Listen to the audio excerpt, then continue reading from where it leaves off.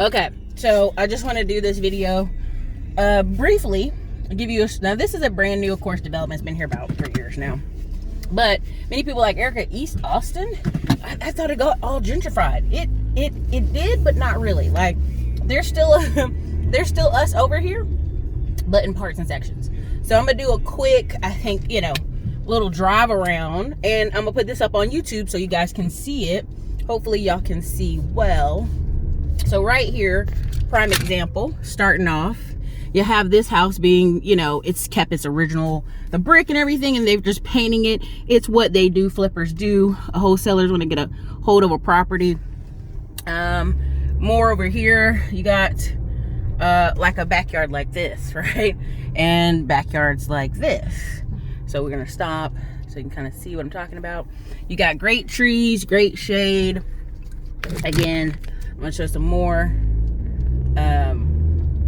As you go through over here, you see these yards that are like overgrown, very old cars. It's usually the original neighborhood here.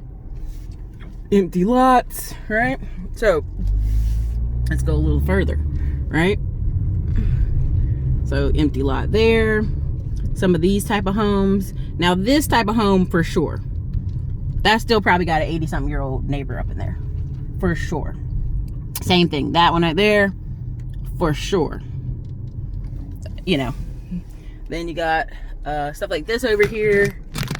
You saw the stroller. But again, smaller houses.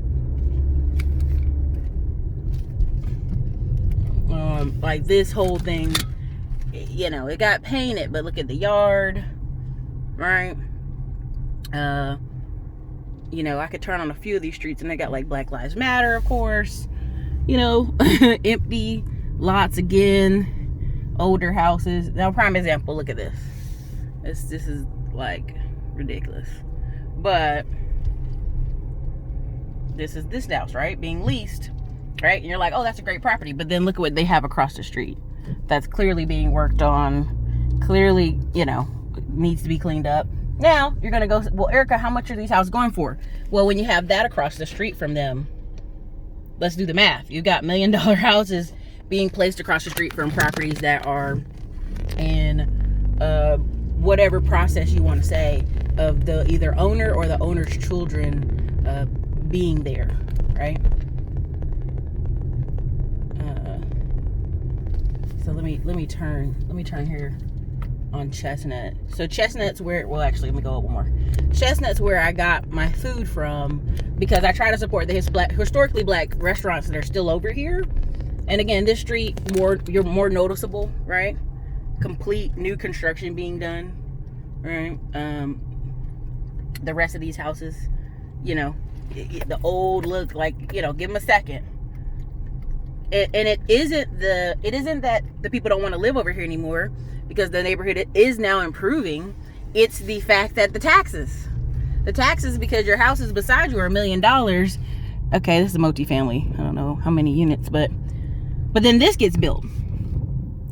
This is the telltale signs of gentrification and hipsters. And it's nice. It definitely adds to the community.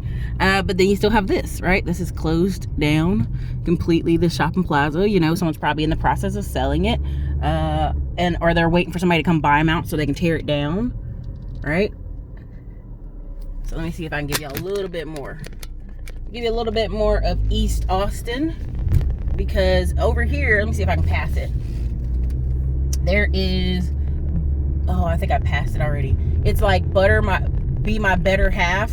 It's like butter. It's like a very historic Austin mural, and people love coming over here to take a picture of it. Let's see. I'll take down 2 more streets that I think are important to see how much it's changed. Now, if you still have a soul food place, you'll still have people come down here. You'll have student supported. If you use apps, that helps a lot. I'm not one to criticize too much black restaurants, because I think we have enough of that out there. They're struggling to hold on like everybody else. Point blank, period. And so I think the more you can get your young people taking photos, Instagram photos, tagging, doing a check-in that they were there, it helps. keep you alive in these neighborhoods as they change. So, okay, see that whole development to the right is different. Let's see, I'm gonna take y'all on another street. Okay, like this one, Singleton. You can see already this owner's still here, and I wouldn't leave either, because they have to offer me a lot of money. Now this looks like a vacant lot in between. Now here you see the cars start to change because you have this going on, right? Now you're talking about gentrification. You're talking about, this is still over here now, these older houses, but they've even bought them out, and they're just kind of keeping up the old house until they switch it around, right? Let's get back on here, sorry. Don't want to make y'all seasick. Same thing here, older houses, that's really old. And probably just buying their time till they have to build. Prime example here, this is 2 lots. This is a 2-lot house. They took 2 lots and made it into one, so they probably bought out their neighbor just to kind of ensure they didn't have a giant $1 million property beside them on their lot, or a duplex, which has been happening a lot. Same thing, the black people still there, still hanging on over here, trying to go slow because it's a handheld camera. But then you have this, right? You have this really nice development here, and then you have this put on the corner, which is about 3 lots. If you take attention to the steps up to the house where the original homes used to be, it's about 3 lots right there. Then you have that house that someone's probably just, probably gut it inside completely, but kept that same frame. Okay, a little bit more. Let's see, these are pretty gentrified over here. Still some old ones, people holding on. I mean, but this is the key gentrification colors. You got the blue grays, blue yellow door, okay? This is new construction going in right here. If we look it up, I'm pretty sure either someone's ran out of money, or that's what I'm thinking happened. They ran out of money, or they don't like the footprint space. They're probably going for that look right across the street, so this whole corner will be solidified, right? Then you still have your neighbor here who's got this jungle in the front yard. So that also probably decentralized them from finishing the project. All right, so you got that. That's been older. That's older than the other ones, but still new, right? Prime example, look at this. This is new construction. Absolutely. So what they're doing here, I'm gonna let you know right now, they're making it so the house in the back is, people live there, people can live in this house in the front and here. This right here is a, like, you see my finger? That right there is what they do for Airbnbs and for student housing. They try to have multiple. There's like 4 units on 1 lot. Not crazy? Same thing here. This neighbor's probably gonna, at some point, can't afford the taxes, can't afford to stay here, probably gets letters every single day in the mail about when you wanna move. And they're like, we're not moving. We ain't moving. This is new. This is new. This is guy holding on, staying out here. Mexico flag, I feel you. Oh, Walker and Cane's out there, so probably an older neighbor. This is an empty lot, and they're probably like, give me a lot of money for this empty lot, and I'll give it to you. And I understand it. Why not? Why not? If they're gonna get you out, at least get as much as you can for your money. Okay? Next part. Same thing here. Same thing here. Look at it. It's the residencies, when they changed the name. And look how nice it is. But look what you have literally right across the street. You have a trailer. This is probably grandfathered in. And you have new construction going here. You have the foundation laid here somewhere in this space. Now, if you're a yuppie, you're not going to want to be across the street from a trailer. This, of course, it has 2 homes. One in the front, one in the back. You can see that. I don't know if you guys can. And then this right here, of course, new construction. New construction. Rest of the street, new construction. This right here, holding on. Holding on, okay? This, for rent, when students are here, now look where they're across. I ain't gonna say, I'm not trying to say nothing bad, but across the street you have an apartment complex that used to be notoriously not good. Now it's a little bit better, okay? So basically when you have students, that's who you want to rent to, because it's cool, it's hip to live down here. It's cheap to have a bunch of your friends pal in a house. Like, look at this house right here, y'all. Like, this whole corner is covered. You can't even see what's back over there. It looks like an empty lot, but there's a house. Stuff like that. So that is, for the most part, it's about 10 minutes of East Austin I've given you guys. That's just one part of it. We didn't even go, by Riverside. There's still Catholic churches you didn't see that still exist and people still go to. There's still, even as I'm passing now, on my right and my left, old houses. Old, that ain't going nowhere. This is cool, but it's eventually going to go somewhere. Barbecue. Go to Shack's Barbecue. This place right here. Galloway Sandwich Shop. You got churches over there people can't even go to anymore. The parking, gets taken away or bought out. This road right here is Chaconne that we're crossing. Chaconne takes you to Tillotson University, which is historically black. My goal at some point to give them like $2 or $3 million. So this is Big Easy Po' Boy and Gumbo Shop.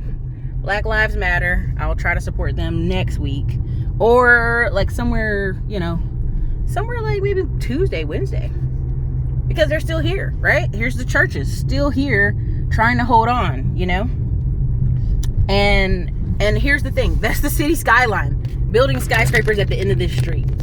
That's how much this is going to change, and the taxes is what's going to run a lot of the people out from over here. Again, some of these roads are closed. I can't go on them. Here is the projects over here.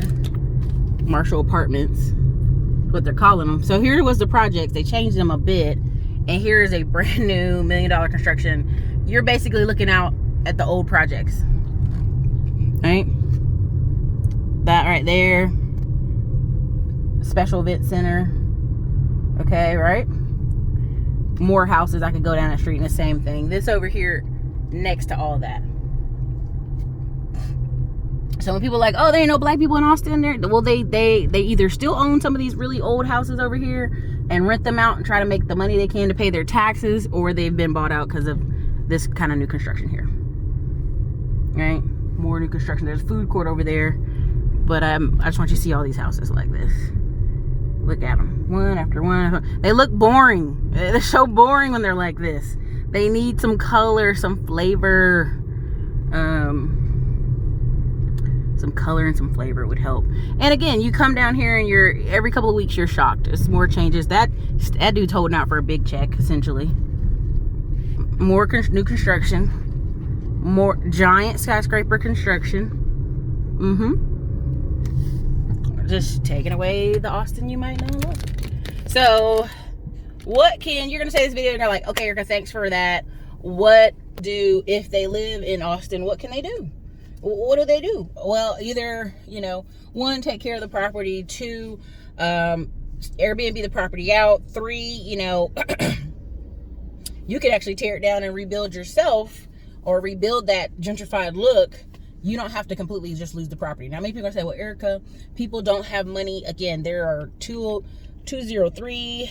Well, no, that's not the right loan. There's construction loans. There's barter deals you can work out with actual builders. You can get in partnerships with builders so that when you refi the house, because it will be in this new gentrified state, you can take that money out and pay off the builder. You'll have some of that. My biggest thing is I'm going to tell people, like, cut the grass down, keep the front up, paint it as much as possible, update it as much as possible, and put the young Rebeccas and Katies who want to live there, put them in there. Let them go stay in there. They want to be in there that bad.